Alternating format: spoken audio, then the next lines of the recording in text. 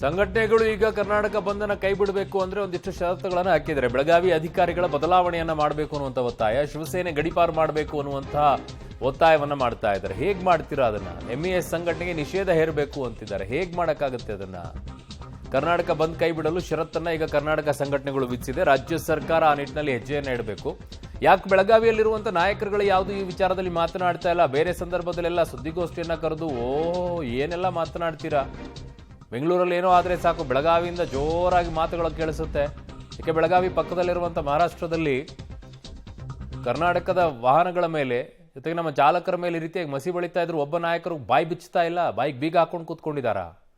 ಯಾಕೆ ಇಲ್ಲಿರುವಂಥ ಬಿಜೆಪಿ ನಾಯಕರು ಹೇಳಕ್ಕಾಗ್ತಿಲ್ವಾ?